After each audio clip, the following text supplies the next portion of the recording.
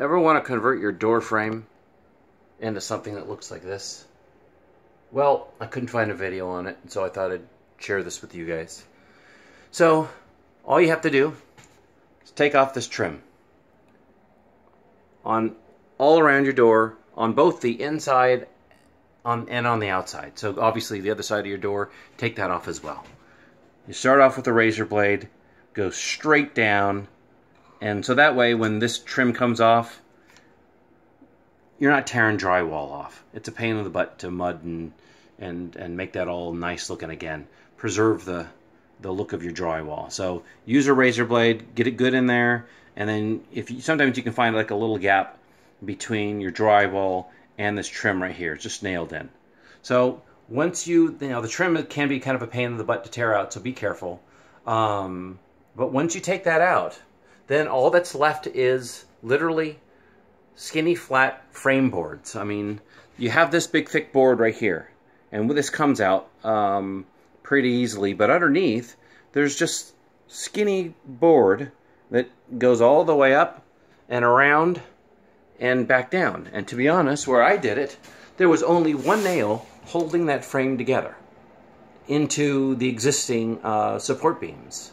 So just take the plunge, remove the trims on both sides of the wall, and then all of a sudden you're going to be able to see inside, and you'll see that there's a little bit of a gap between the frame and the support beam itself.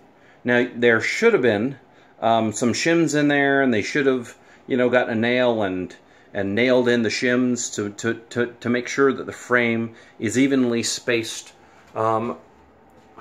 around these beams, but they didn't. I just had one, and they were relying on the trim itself nailed into the wall to kind of support the door. And it worked for 30 years. I'm not complaining about it, but I was just surprised. You usually want some shims in there or something holding that frame together. So now that I've done that, you want to go around and make sure that you get your blade and make sure you kind of cut your drywall flush with the existing beam. And then all I'm going to do now is I've already measured this. It's around 7 inches. So I'm going to get a 7-inch piece of drywall to go from this outer edge to this outer edge. And then I'm going to use corner beads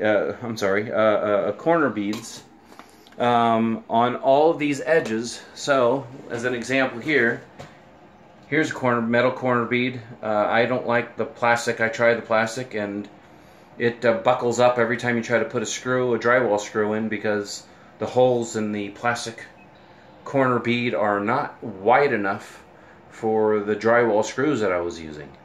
And there was no other options at Lowe's or Home Depot. So at least at Home Depot or Lowe's, the metal corner bead, you can see these holes, they're wide enough for the diameter of a screw or nail. But that being said, I tried a screw on the metal corner bead, and it's not flush with the actual metal corner bead.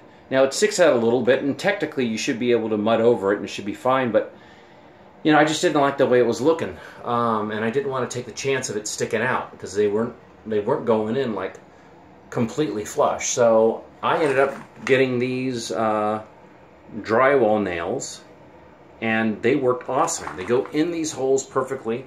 As you can see right there, it's nice and flush with that metal corner bead. I did stick in a little mud, or you should stick in a little mud, on the underbelly of this side and then the other side, and doesn't have to be thick, just kind of a thin coat so that this kind of has something to adhere to and it fills in the gaps. And then when I did that, I used the nails after that, and it actually worked out great. And then you just kind of mud out the rest. So you can use the outer edge here with your blade. So we'll switch this up real fast.